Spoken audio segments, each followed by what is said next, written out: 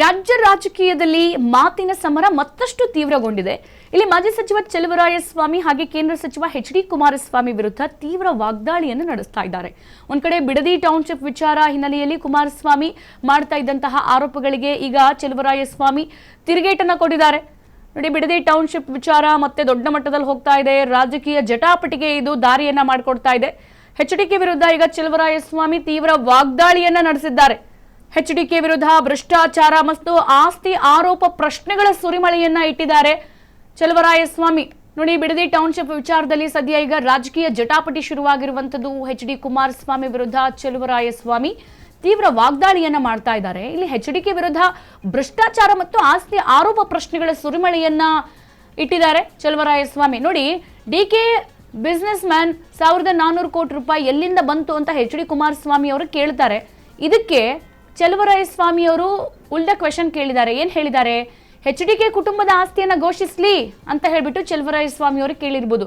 ನೀವೇನ್ ಡಿ.ಕೆ ಶಿವಕುಮಾರ್ ಅವರೇ ನಿಮ್ದು 1400 ಕೋಟಿ ಆಸ್ತಿ ಇದೆ ಅಂತ ನೀವು ಹೇಳ್ತಿದ್ದೀರಲ್ಲ, ನಿಮ್ಮ ಆಸ್ತಿ ಎಲ್ಲಿಂದ ಬಂತು, ಎಲ್ಲಿಂದ ಉದುರು ಬಿಡ್ತು ನಿಮಗೆ ಆಸ್ತಿ ಅಂತ ಹೇಳ್ಬಿಟ್ಟು ಈಗ ವಾಪಸ್ ಕೌಂಟರ್ ಅಟ್ಯಾಕ್ ಮಾಡಿದ್ದಾರೆ ಚೆಲುವರಾಯಸ್ವಾಮಿ. ಜೊತೆಗೆ ಎಚ್.ಡಿ. ಕುಮಾರಸ್ವಾಮಿಗೆ ಚೆಲುವರಾಯಸ್ವಾಮಿ ನೇರ ಸವಾಲನ್ನ ಹಾಕಿದ್ದಾರೆ.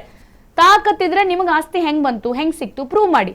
ಡಿ.ಕೆ ಶಿವಕುಮಾರ್ ಬಿಸ್ನೆಸ್ ಮ್ಯಾನ್, ಅವ್ರು ಮಾಡದೇ ಇರುವಂತಹ ಬಿಸ್ನೆಸ್ ಇಲ್ಲ, ಅವ್ರಿಗೆ ಗೊತ್ತಿಲ್ಲದೆ ಇರುವಂತಹ ಕೆಲಸ ಇಲ್ಲ, ಹಾಗಾಗಿ ಅವ್ರು ಅಷ್ಟು ಕೋಟಿ ಆಸ್ತಿ ಮಾಡಿದ್ದಾರೆ, ನೀವ್ ಹೆಂಗ್ ಮಾಡಿದ್ರಿ ಅಂತ ಹೇಳಿ ಉಲ್ಟಾ ಪ್ರಶ್ನೆಯನ್ನ ಮಾಡಿದ್ದಾರೆ. ಅದ್ರ ಜೊತೆಗೆ ನೀವು ಅದಕ್ಕೆ ಸಮರ್ಥನೆ ಕೊಡಬೇಕು. ನಿಮ್ಮ ಹತ್ರ ಆ ಆಸ್ತಿ ಹೆಂಗ್ ಬಂತು, ಅಷ್ಟು ಕೋಟಿ ಆಸ್ತಿ ಹೆಂಗ್ ಬಂತು, ಏನೇನೆಲ್ಲ ಬಂತು, ಹೆಂಗ್ ಉದುರ್ತು, ಬೇಕು ನನಗೆ ಲೆಕ್ಕ ಅಂತ ಹೇಳಿ ಚೆಲುವರಾಯಸ್ವಾಮಿ ಎಚ್.ಡಿ. ಕುಮಾರಸ್ವಾಮಿ ಅವರಿಗೆ ತಿರುಗೇಟ್ ಕೊಟ್ಟಿದ್ದಾರೆ.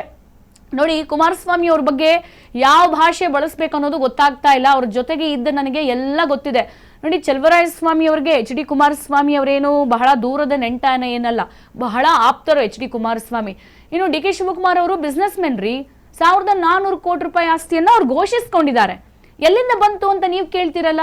ನಿಮ್ಮ ಕುಟುಂಬದ ಆಸ್ತಿ ಘೋಷಣೆ ಮಾಡಿ, ಆ ಮೊತ್ತ ತಿಳಿಸಿ, ಎಲ್ಲಿಂದ ಉದುರು ಬಿತ್ತು ಅಂತ ಇಲ್ಲಿ ಪ್ರಶ್ನೆಯನ್ನ ಕೇಳಿದ್ದಾರೆ ಎಚ್.ಡಿ. ಕುಮಾರಸ್ವಾಮಿಗೆ ಚೆಲುವರಾಯಸ್ವಾಮಿ. ಹಾಗಿದ್ರೆ ಈ ಆಸ್ತಿಗಳೆಲ್ಲ ಎಲ್ಲಿಂದ ಬಂದವು, ನಿಮಗೆ ಸ್ವಯಂ ತನಿಖೆಗೆ ಒಳಪಡಿಸ್ತೀರಾ? ತನಿಖೆಗೆ ಒಳಪಡಿಸಿದ್ರೆ ಇದನ್ನೆಲ್ಲ ಬಹಿರಂಗ ಪಡಿಸ್ತೀರಾ?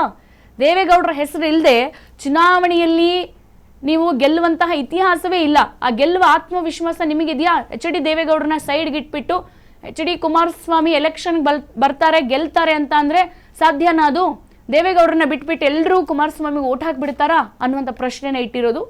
ಕಳೆದ ಚುನಾವಣೆಯಲ್ಲಿ 120 ಸ್ಥಾನ ಗೆಲ್ದಿದ್ರೆ ಪಕ್ಷವನ್ನೇ ವಿಸರ್ಜನೆ ಮಾಡ್ತೀನಿ ಅಂತ ಹೇಳಿದ್ರಲ್ಲ.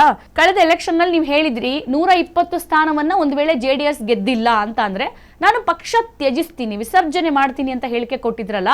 ಮಾಡಿದ್ರ? ಪಕ್ಷ ಬಿಟ್ಬಿಟ್ರ ನೀವು? ಈಗ ನೋಡಿದ್ರೆ ಡಿ.ಕೆ ಶಿವಕುಮಾರ್ ವಿರುದ್ಧ ವಾಗ್ದಾಳಿಯನ್ನ ಮಾಡ್ತೀರಾ.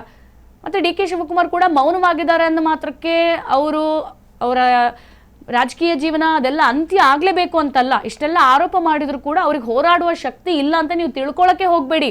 ಮೂರ್ಖತನ ಅದು. ಏನೂ ಇಲ್ಲದ ಕಾಲಕ್ಕೆ ದೇವೇಗೌಡರು ಎದುರು ನಿಂತವರು ಎಂಬುದನ್ನ ಮರಿಬೇಡಿ ಅಂತ ಖಡಕ್ ವಾರ್ನಿಂಗ್ ಅನ್ನ ಕೊಟ್ಟಿದ್ದಾರೆ. ಇನ್ನು ಆಸ್ತಿ ಎಲ್ಲಿಂದ ಬಂತು ಕೇಳೋರು, ಕುಮಾರಸ್ವಾಮಿ ತಮ್ಮ ಕುಟುಂಬದ ಆಸ್ತಿಯನ್ನ ಘೋಷಣೆ ಮೊತ್ತದ ಆಸ್ತಿ ಎಲ್ಲಿಂದ ಉದುರಿತು ಅಂತ ಪ್ರಶ್ನೆ ಮಾಡ್ಕೊಳಕ್ ಸಿದ್ಧರಿದ್ದಾರಾ?